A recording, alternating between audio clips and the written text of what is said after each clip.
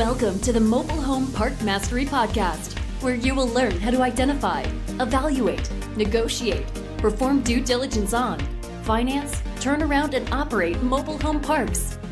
And now, here is your host, the fifth largest mobile home park owner in the United States, Frank Rolfe.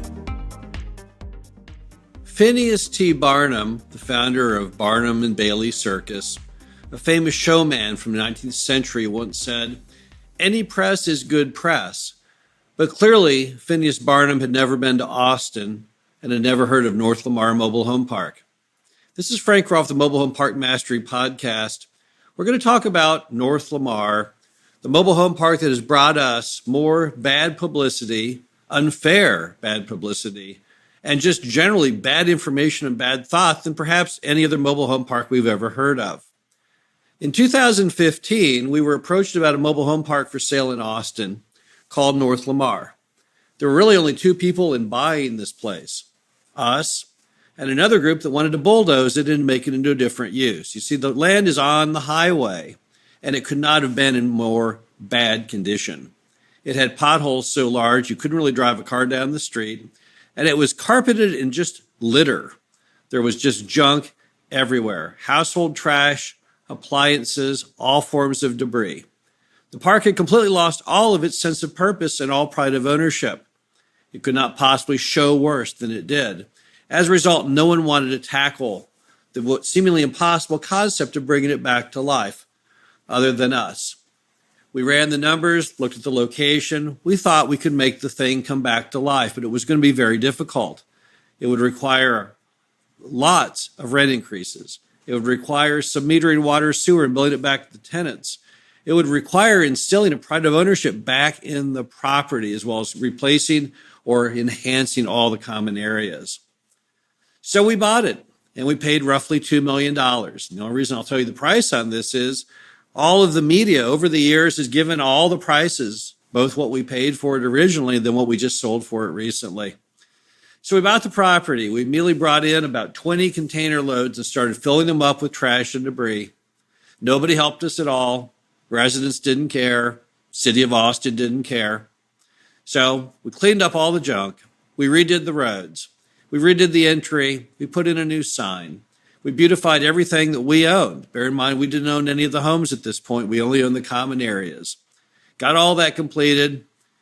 And we announced we were going to have to raise the rent. The rent back then was roughly about $370 a month, including unlimited water and sewer. And for this thing just to even have a prayer of breaking even, we had to get it up to about $450 a month with the residents paying their own water and sewer. Now, is that asking too much? Well, I don't think so, because at that time in history, the lot rents in Austin were running about $600 a month, not including water, sewer. So we thought we were doing a very fair and just thing for the residents. And no sooner had we done that rent increase and submetering water and sewer, than the city was all over us.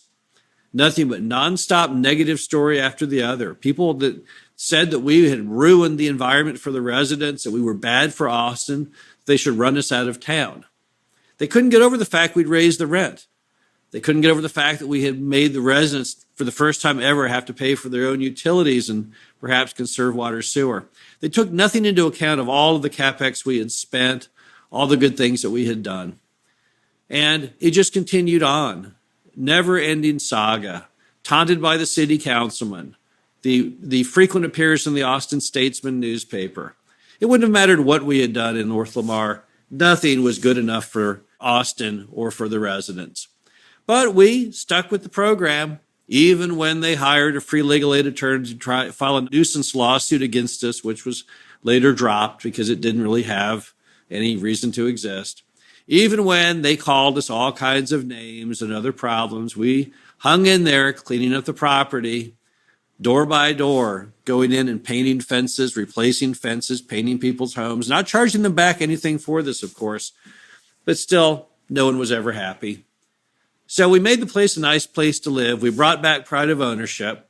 And along the way, we raised the rents all the way up to $585 a month.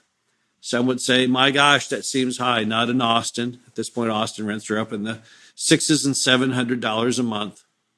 And then finally, after we got all of this done, the residents asked, can we buy the mobile home park? Now, you would think, based on all of the terrible negative trauma and strain we'd endured for all those years, we would have said, no, we're not going to let you buy this mobile home park. You have driven us nuts for half a decade. But we thought it was the right thing to do. The residents wanted to own it. They'd asked about owning it all the way back since 2015. Finally, it was in a condition where possibly the deal could be done. So we agreed to let them go to the nonprofit called ROC, Resident Owned Communities. They were able to put together a transaction. They were able to find nonprofits that would guarantee the debt. They were even able to get the city of Austin to chip in $2.5 million in the form of a grant to get the deal done. And just recently, the deal finally closed for a little less than $6.5 million. Now, is everyone happy in the transaction? Well, we're certainly happy. And I think the residents are happy. The city of Austin seems happy.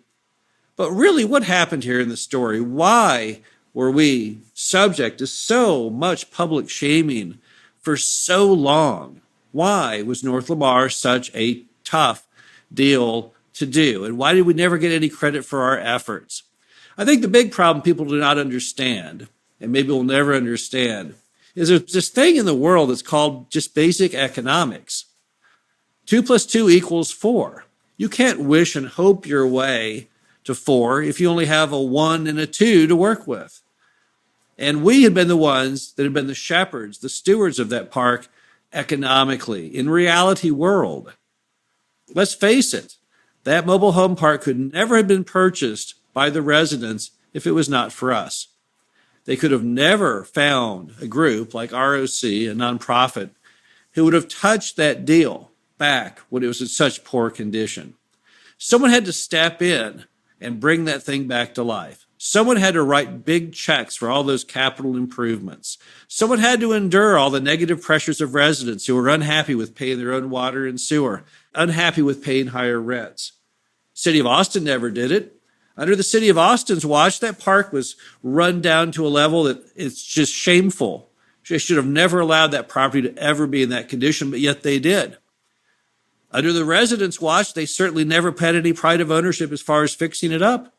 Looked like no one had ever attempted to paint anything or fix their broken porch or even get the trash to the dumpster until we showed up on the scene. Mom and pop prior owner, they didn't seem to get the job done either.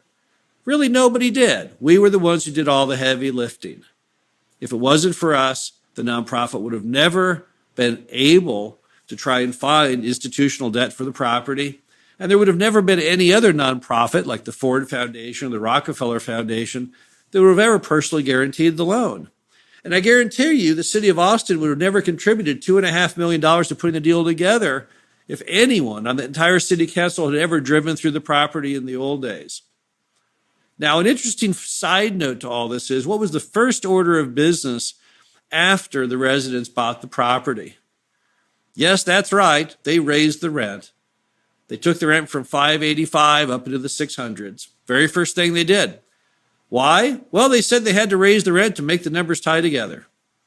The very same thing we had said all the way back in 2015.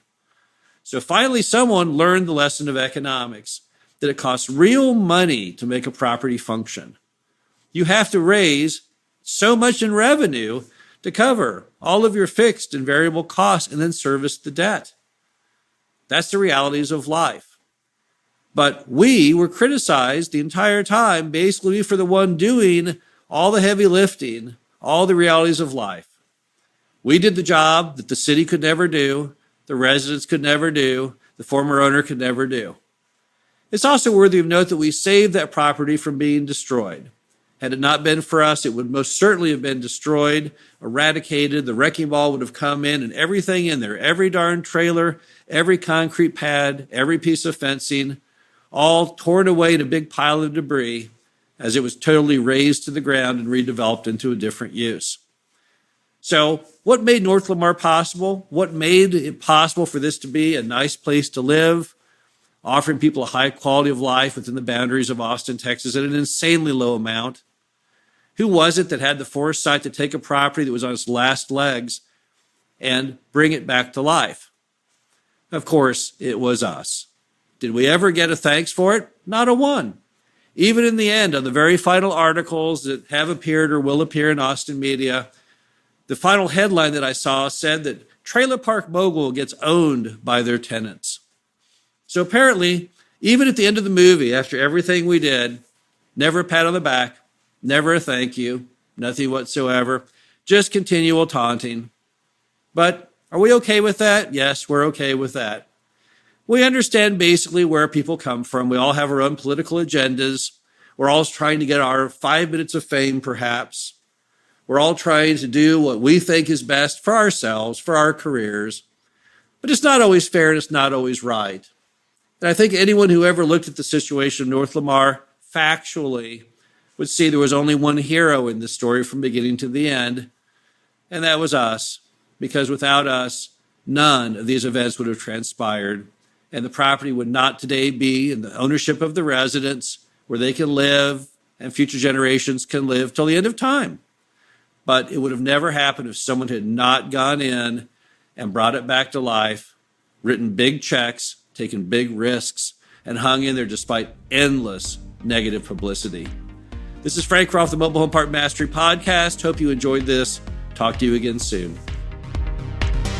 Thank you for listening to the Mobile Home Park Mastery Podcast.